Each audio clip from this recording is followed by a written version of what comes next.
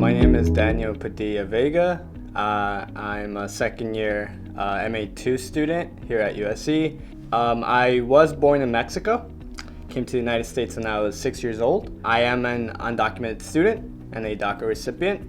To provide some context, DACA is a Deferred Action for Childhood Arrivals. It's a policy that the Obama administration implemented that allowed children that were brought here as kids illegally some deportation relief and provided Social Security and a work permit for us to be able to work here. So that has shaped my entire life pretty much. I believe since high school, that's when I started to find out more about it. Since then, I've really valued, well, even before, but since then I really made it my purpose to pursue higher education. So I've always been involved in a lot of community work and advocating work for immigrants' rights, and I'm very passionate about that. I went to undergrad at California State University of Northridge. Spent 5 years there, and I majored in kinesiology, exercise science. I feel like I look at myself as someone that has overcome a lot of barriers to get here. Especially when you think of USC, you think of this big institution, very known, private, very expensive. So I remember when I was a student, I didn't think it was a possibility. I knew that I was qualified to come here, and I didn't want my immigration status to keep me from pursuing that goal, that dream. So really, my approach was, let's take this step by step, and let's apply.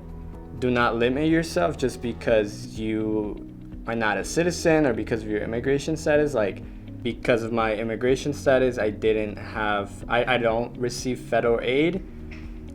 So thinking about that was really, I remember it was like a big barrier. I'm like, how am I gonna go?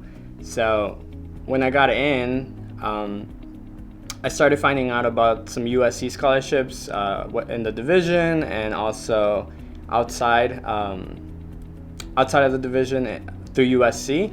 So I applied to a lot of them. Also, the division's been really supportive. So they did offer me a research assistantship. So that really helps me pay for a big chunk of tuition. But even with all those scholarships, that research assistant position, I'm still left with a couple $1,000s that, to me and my family, it's a lot. So what I've had to do with that, it's anything that I get paid for working, I kind of just put that into paying tuition every semester. I've also had the opportunity to partner up with a couple nonprofit organizations that offer some sort of loan. Since it's not federal, I'm able to kind of access that. But the options are very limited, and oftentimes since they're a nonprofit, they don't always have money available. I have been able to reach out to some family that I had in Arizona, and they supported me my first year, where they did let me borrow some money, and I was able to pay that back. So when I was thinking about getting another job, I was not realistic. So some of the ways that I've kind of supplemented my income is I've done Lyft, so the rideshare app. I've also tried to find opportunities where I'm able to receive some sort of compensation. So I know for my mental health immersion, I applied for a grant for my fieldwork level 1 at Skid Row, where it did provide me with a monthly stipend. I do commute from home, so that's another way that I save a lot of money. I live at home. I get food from my parents, and yeah, it's really helpful. So whatever way the family can support me, they've done so, which is really nice because I know not everyone has that. If I break it down to percentages, an estimate of every semester, like the big semesters, I would say 50% of my tuition comes from the research assistantship. That's including the monthly stipends that I just put into tuition. Like, I don't really get to spend that much of it. Then 25% I would say are scholarships. 15% I would say those are for loans from those nonprofit organizations.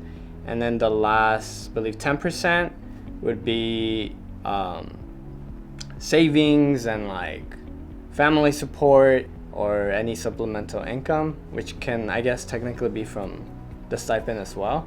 So I kind of live my life in school, like just making it month by month. It's been hard. Like, I had to keep my money tight.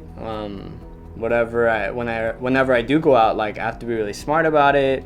I've had the opportunity to go to AOTA conference, for example, through my scholarship fund.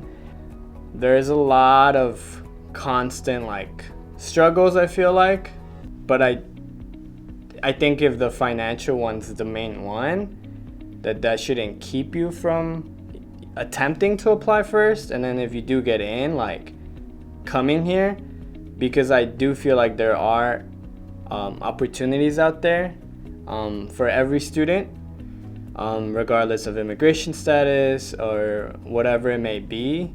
There are scholarships out there. I can personally say the division's been really supportive of me. Well, I think a USC education's really valuable. USC kind of holds that power, like that name, that recognition, that I feel like opens up a lot of opportunities no matter where you go.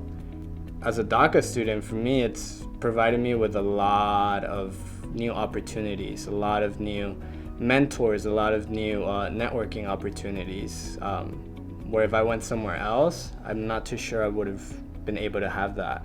Yeah, I really thought that I deserved to be at the best place, because I did think I was one of the best applicants in my mind, even though I had a lot of barriers to get there, but I think that's what made me an even more qualified applicant. So I wanted to be like at the best place with the best.